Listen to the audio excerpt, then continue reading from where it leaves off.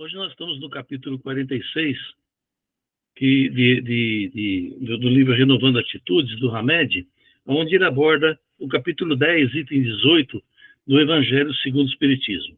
Onde lá no Evangelho está escrito assim: todos tendes más tendências a vencer, defeitos a corrigir, hábitos a modificar. Todos tendes um fardo mais ou menos pesado a depor para escalar o cume da montanha do progresso. Por que, pois, serdes tão clarividente para com o próximo e cegos em relação a vós mesmos? A esse capítulo, Hamed deu o nome Incógnitas. E ele trata aqui de um comportamento bastante comum que todos nós temos, inquestionavelmente, você sem dúvida também tem. Provavelmente, a gente comete essa falha algumas vezes ou muitas vezes durante o dia, mas é muito frequente. É algo que a gente precisa observar muito na gente mesmo. Então, o Hamed ele faz uma relaçãozinha de comportamento aqui que nós vamos comentar um por um para refrescar a nossa memória do que é que a gente está fazendo no dia a dia, do que é que você tem feito. Sobre obras assistenciais, ele fala sobre isso. Quando você vê uma obra assistencial, você sempre acha um ponto para criticar. Se essa obra assistencial é lá na casa espírita, onde você frequenta, você sempre acha um defeito. Nossa, mas tem tão pouca gente para poder distribuir a cesta, coitado desse povo que fica na fila esperando a comida. Por que eles não arrumam mais gente? Ou então fala assim, nossa, mas que cesta básica michuruca, será que não podia dar uma coisa melhor para eles, não? Coisas desse tipo. Talvez você não pense exatamente assim, mas você pensa coisas desse tipo.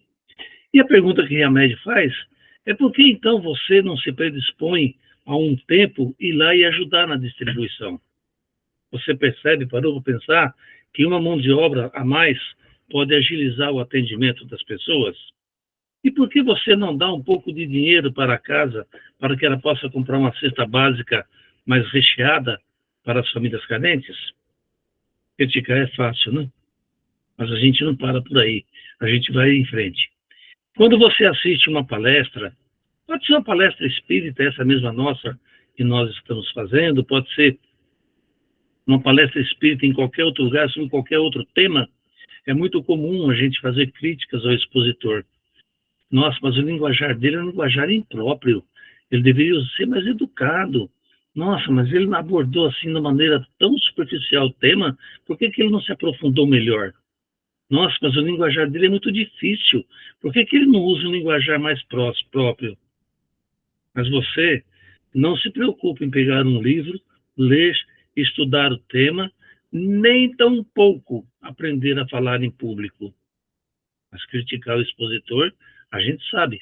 Como diz o texto do Evangelho, nós somos clarividentes em relação ao comportamento dos outros, não em relação ao nosso comportamento. Mas não é só nessa situação. A gente reclama de outras coisas também. A gente critica muito, por exemplo, o nosso chefe lá no serviço. Ah, porque o chefe ele é muito grosso, porque o chefe é muito estúpido, ele é muito ignorante, eu não gosto dele por causa da postura dele, olha a roupa que ele usa, aquilo é roupa de chefe se apresentar. Mas a gente, quase nunca, a gente se dá um mínimo de educação, de atenção, de cuidado no trato com o chefe.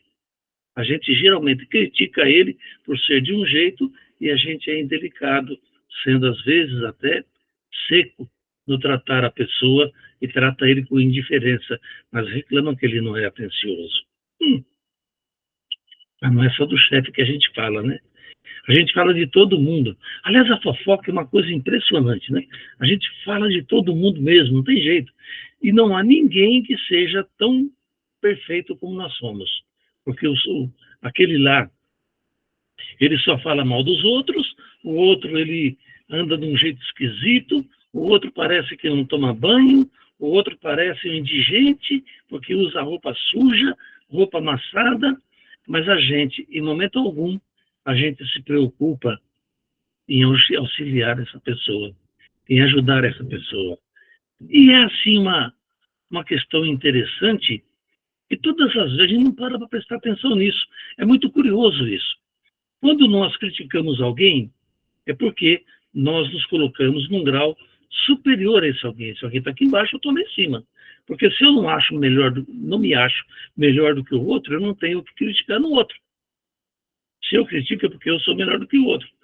Se eu me sinto melhor do que o outro, por que é que eu não me rebaixo um pouco para ajudar o outro a crescer também? Que obrigação a gente tem de fazer isso. Pensemos. Já reparou na diferença entre você e Jesus Cristo? Como Jesus Cristo está num patamar muito mais alto do que eu, do que você, do que a humanidade? No entanto, Jesus veio lá de cima para ajudar os pobres, ignorantes aqui embaixo. Por que a gente não faz o mesmo? Não. A gente prefere criticar. Criticar é muito mais fácil. Muito mais fácil. Aliás, por que eu vou me esforçar e eu me melhorar? Dá trabalho se melhorar. A gente não pode pensar em melhor assim, se tornar uma pessoa melhor a cada dia, assim como se fosse tomar um prato de sopa, né? É difícil. Então a gente gosta muito de criticar.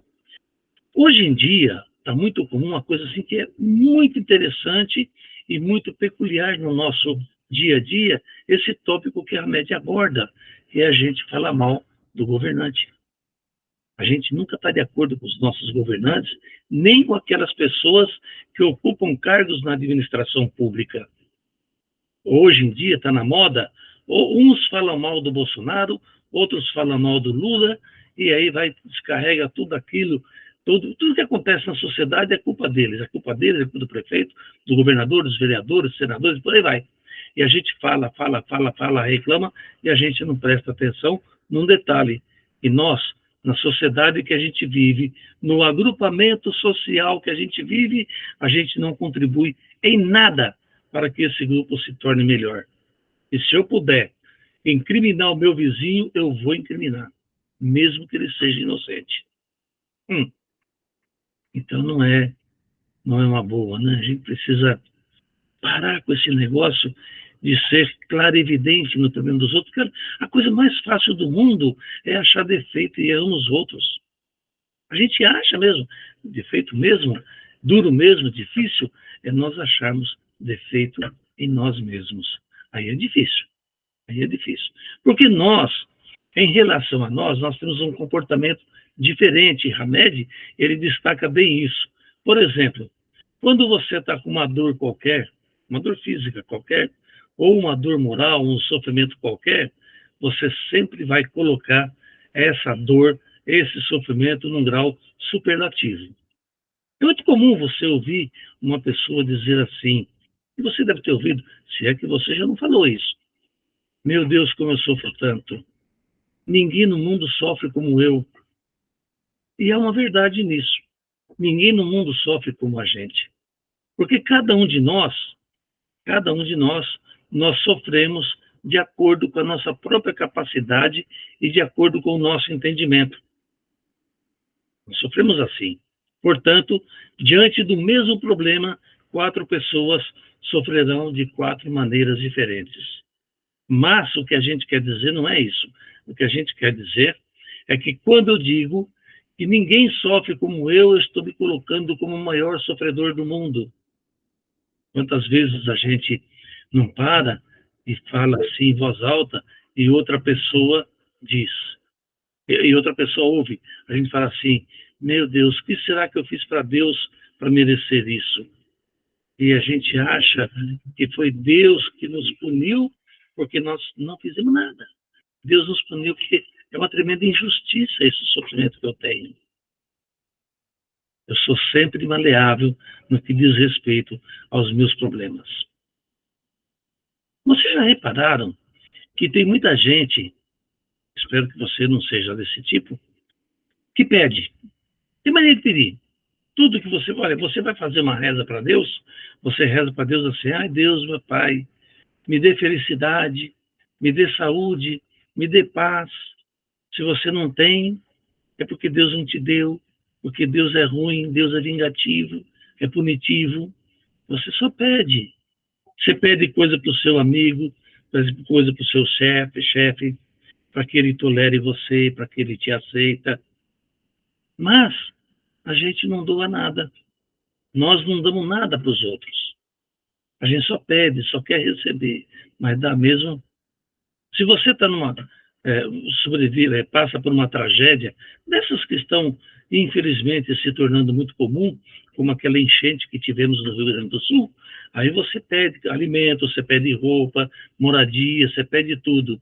Mas se você estiver do lado daquela pessoa que não passou por esse problema e aparece alguém pedindo, você doa.